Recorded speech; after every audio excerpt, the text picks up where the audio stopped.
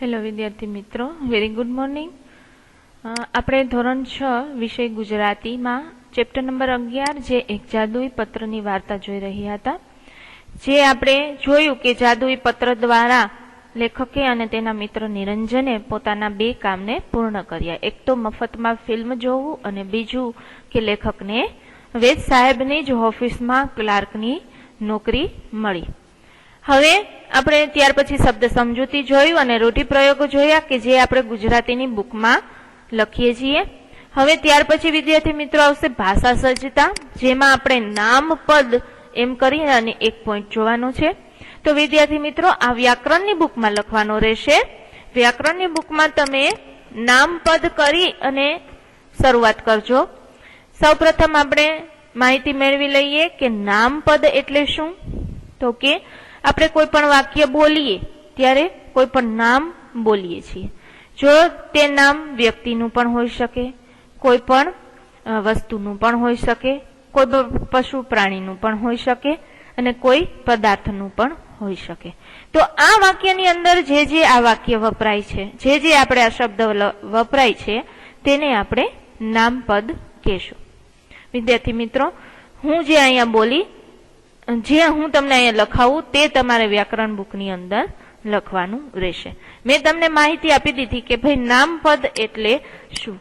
તો કે આપણે કોઈ પણ વાક્ય બોલીએ ત્યારે જે શબ્દનો ઉપયોગ થાય તેને આપણે નામપદ કહેશું. જોઈએ હવે આપણે કે નીચેના વાક્યને વાંચો અને ઘાટા શબ્દ શું સૂચવે છે તે આપણે સમજવાનું છે. એટલે તમારે અહીંયા વ્યાકરણ બુકની અંદર અહીંથી જ શરૂઆત કરવાની રહેશે. પેલા આપણે 4 વાક્ય લખીશું. તે ટિકિટ લાવ્યો છે. ઘાટા અક્ષર છે ત્યાં હું અંડરલાઈન કરતી જાઉં છું. બીજું છે વેદ સાહેબનો પત્ર છે. તો આ વેદ સાહેબ ઘાટા અક્ષરથી લખેલું છે. કાગળ કાઢીને મારા હાથમાં મૂક્યો. નિરંજન એક રવિવારે મારે ત્યાં આવ્યો. હવે આપણે આ 4 વાક્ય જોયા. ઘાટા અક્ષરો છે તે પણ આપણે જોયા. હવે જોઈએ એની માહિતી કે પહેલા વાક્યની અંદર ટિકિટ, બીજા વાક્યની અંદર પત્ર, ત્રીજા વાક્યની અંદર કાગળ અને ચોથા વાક્યની અંદર નિરંજન વિશેની વાત છે. તો તે શબ્દો કોઈ પદાર્થના છે, કોઈ વ્યક્તિના છે વગેરે આપણને સૂચવે છે. હવે જોઈએ આગળ કે ટિકિટ, ત્યાર પછી પત્ર, કાગળ, હાથ, નિરંજન અને રવિવાર વગેરે શું છે? નામો છે. જે આ ખાટા અક્ષરથી આપણને દર્શાવેલામાં આવ્યા છે શબ્દો, એ બધા નામો છે. વ્યક્તિ, પદાર્થ કે વસ્તુ વગેરેની ઓળખ માટેના શબ્દોને નામ કહે છે. કોઈ પણ વ્યક્તિની ઓળખ આપતો શબ્દ હોય, દાખલા તરીકે અહીંયા છે નિરંજન, તો નિરંજન છે એ આપણને વ્યક્તિના નામની ઓળખ આપે છે, એટલે એ શું છે? નામપદ. પછી કોઈ પદાર્થ હોય તો એનું પદાર્થનું નામ હોય તો એ નામ છે એ શું છે? નામપદ છે. પછી કોઈ વસ્તુ હોય, દાખલા તરીકે અહીંયા પત્ર છે, તો પત્ર શું છે? નામપદ છે. હવે આગળ માહિતી જોઈએ કે વ્યક્તિને સૂચવતા નામને વ્યક્તિવાચક નામ કહે છે. દાખલા તરીકે હેતવી, કૃતુ અને દિયા આ શું છે? નામ છે. કોઈ વ્યક્તિના નામ છે એટલે એ શું સૂચવે? વ્યક્તિવાચક નામ સૂચવે છે. હું એક તમને ઉદાહરણ આપું કે મીરા ધોરણ 5માં ભણે છે. મીરા ધોરણ 5 ની અંદર અભ્યાસ કરે છે. બરાબર. હવે આમાં તમને એમ કહે કે વ્યક્તિવાચક નામ શોધો, તો આપણને તરત જ ખ્યાલ આવે કે મીરા એક વ્યક્તિના નામમાં આવે એટલે મીરા એ વ્યક્તિવાચક નામ થયું. ત્યાર પછી બીજું જોઈએ કે પદાર્થ જો દ્રવ્યને સૂચવતો હોય તો તે શું છે? દ્રવ્યવાચક નામ. પેલું વ્યક્તિવાચક, બીજું દ્રવ્યવાચક. દાખલા તરીકે ઘી અને તેલ. એનું એક ઉદાહરણ લઈએ. બજારની અંદર ઘીનો ભાવ ખૂબ જ છે. આપણે એક સામાન્ય ઉદાહરણ લઈ લઈએ કે બજારની અંદર ઘીનો ભાવ ખૂબ જ છે. હવે તો એમાંથી એમ કે દ્રવ્યવાચક નામ શોધો, તો આપણને ખ્યાલ આવી જવો જોઈએ કે ઘી એ દ્રવ્ય છે એટલે તે દ્રવ્યવાચક નામ થયું. ત્રીજું જોઈએ કે આખી જાતિને સૂચવતો જે કોઈ નામ હોય એને જાતિવાચક નામ કહે છે. બરાબર? એક કોઈ પણ જાતિ, પછી છોકરાની જાતિ હોય, છોકરીની હોય, પશુની હોય, પંખીની હોય, ગમે તે. દાખલા તરીકે અહીં આપણને ગાય, બકરી અને છોકરો 3 આપેલા છે. હવે એમાંથી એક ઉદાહરણ તરીકે લઈએ સામાન્ય, કે પેલો છોકરો ખૂબ જ હોશિયાર છે. પેલો છોકરો ખૂબ જ હોશિયાર છે. આવું એક ઉદાહરણ લઈએ આપણે. બરાબર? હવે આમાંથી તમને એમ કહે કે જાતિવાચક નામ ઓળખી બતાવો, તો આપણને ખબર પડવી જોઈએ કે છોકરો કોઈ પર્સનલ કે વ્યવસ્થિત એક જ વ્યક્તિનું નામ આપેલું નથી, પણ છોકરાની જાત આપેલી છે, એટલે તે જાતિવાચક નામ થશે. પછી કોઈ પણ પ્રાણીનું નામ આપેલું હોય કે ભાઈ ગાય આપણને મીઠું દૂધ આપે છે, તો ગાય જાતિવાચક થઈ, કારણ કે ગાયની જાતિની વાત થઈ છે, કોઈ એક વ્યક્તિ કે કોઈ એક દ્રવ્યની વાત થઈ નથી. હવે જોઈએ કે આખા જૂથ કે સમૂહને એક સાથે સૂચવવો હોય એવું કોઈ નામ હોય તો એને સમૂહવાચક નામ કહે છે. દાખલા તરીકે લશ્કર, ટોળું અને વર્ગ. આ શું છે? એક સમૂહ છે. આપણે જોઈએ કે એક લશ્કર ચોટીલા તરફ જઈ રહ્યું હતું, માણસોનું એક લશ્કર ચોટીલા તરફ જઈ રહ્યું હતું, તો એક ટોળું ચોટીલા તરફ જઈ રહ્યું હતું. તો આ શું થયું? એક આખો સમૂહ થયો, એટલે આ થશે સમૂહવાચક સંજ્ઞા. જે વાક્યની અંદર સમૂહમાં વાત થયેલી હોય, જે નામની અંદર સમૂહ દર્શાવેલો હોય, તેમાં આવશે સમૂહવાચક નામ. ત્યાર પછી જોઈએ કે કશા ભાવને સૂચવતા નામને ભાવવાચક નામ કહેવાય. કોઈ પણ ભાવ, પછી પ્રેમનો હોય, ગુસ્સાનો હોય, દુઃખનો હોય, લાગણીનો હોય, ગમે તે હોય, પણ ત્યાં ભાવવાચક નામ કહેવાય. દાખલા તરીકે એક વાક્ય જોઈએ કે ગરીબ માણસને જોઈ અને મારા મનની અંદર સહાનુભૂતિની લાગણી થઈ, એવું આપણે એક સામાન્ય વાક્ય જોઈએ. તો તે શું થયો? એક સહાનુભૂતિ, એક ભાવ થયો, એના ગરીબ વ્યક્તિ તરફ કંઈક આપણને લાગણી થઈ, તો તે એક ભાવવાચક નામ કહેવાય છે. હવે જોઈએ કે ક્રિયાને સૂચવતા નામને ક્રિયાવાચક નામ. કોઈ પણ ક્રિયા કરતા હોય અને એ નામ તે ક્રિયાની અંદર દેખાતું હોય, તો તે ક્રિયાવાચક નામ કહેવાય. દાખલા તરીકે દોડ, ચાલ અને ખેંચ.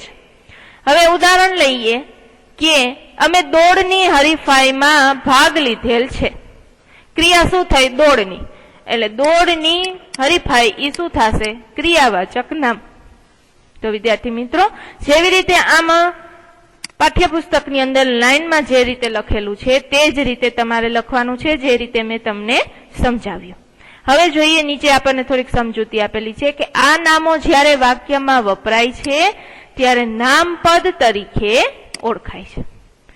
જે નામો આપણે જોયા ઉપર તે વાક્યમાં જ્યારે ઉપયોગ થાય, દાખલા તરીકે મેં તમને હમણાં ઘણા બધા આપ્યા, તો એ જ્યારે વાક્યમાં ઉપયોગ થાય તો એ નામપદ તરીકે વપરાય. એક વાક્યમાં એક કે એક કરતા વધુ નામ પણ હોઈ શકે, કારણ કે એમાં ઘણી વ્યક્તિઓ, પદાર્થોની વાત કરવામાં આવી હોય. તો આપણે વિદ્યાર્થી મિત્રો આ વ્યાકરણનો એક વિભાગ કે જેનું નામ નામપદ સમજ્યા. ત્યાર પછી અભ્યાસ છે, તો તમને પ્રશ્નના ઉત્તર વિકલ્પમાંથી શોધીને લખવાના છે. તમારે હમણાં જે પાઠ સમજ્યો એમાંથી જ કરવાનું રહેશે. ત્યાર પછી જોઈએ પ્રશ્નના ઉત્તર આપવાના છે, અને ત્યાર પછી સ્વાધ્યાય, જેમાં પણ તમારે પ્રશ્નના ઉત્તર પાઠ્યપુસ્તકમાંથી જોઈ અને શોધી અને લખવાના રહેશે. અને ત્યાર પછી રૂઢિપ્રયોગ અને નીચેના વાક્યમાં યોગ્ય વિરામચિહ્નો, જે આપણે સેમેસ્ટર 1 ની અંદર શીખી ગયા હતા. તો વિરામચિહ્નો મૂકી અને આપણે વાક્ય પૂરા કરવાના છે. અને વાક્યમાંથી ક્રિયાપદને શોધી અને તેની મૂળ જગ્યા ઉપરથી પાછા વાક્ય ફરીથી કરવાના રહેશે. જેમ કે આપણે પેલું વાક્ય હું તમને બતાવું કે આવો ખાવા મારા ચાખેલા બોલ. હવે એમાં ક્રિયાપદને આપણે આડાઅવળું છે, જેને આપણે વ્યવસ્થિત કરી અને લખવાનું રહેશે. તો જોઈએ કેવી રીતે શોધીને લખવાનું છે ક્રિયાપદ, કે ક્રિયાપદ ક્યાં છે.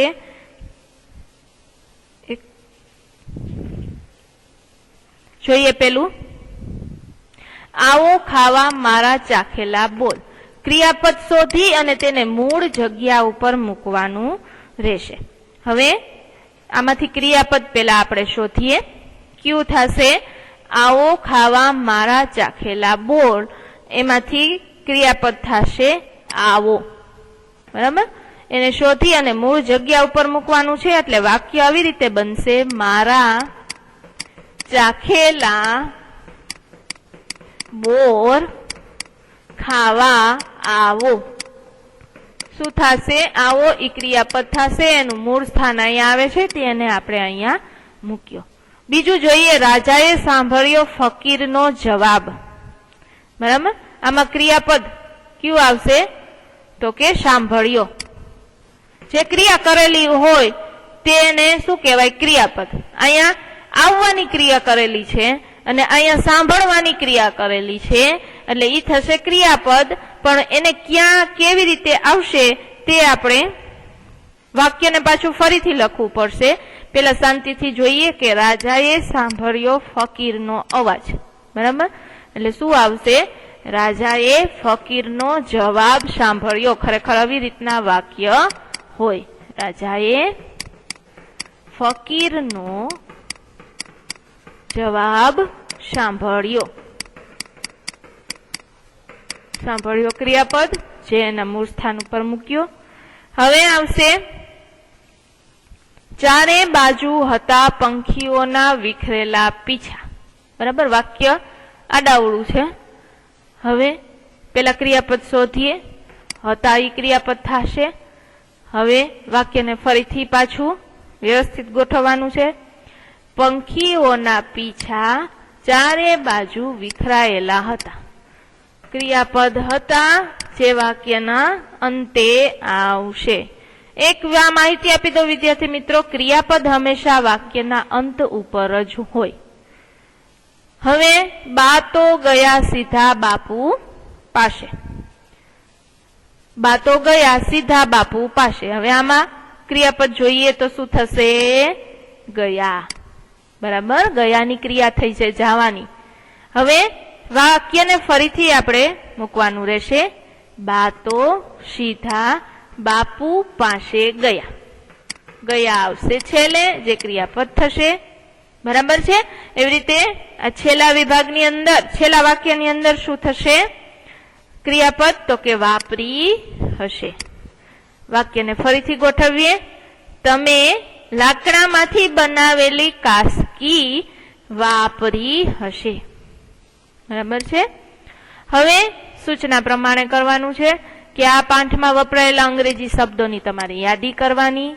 વ્યવહારમાં વપરાતા આવા બીજા અંગ્રેજી શબ્દોની યાદી કરો અને આ શબ્દો પૈકી કોઈ પણ બે શબ્દ પરથી 3 વાક્ય બનાવવાના રહેશે. તો અહીં આપણું ચેપ્ટર નંબર 11 એક જાદુઈ પત્રની વાર્તાને પૂર્ણ કરીએ છીએ. Thank you.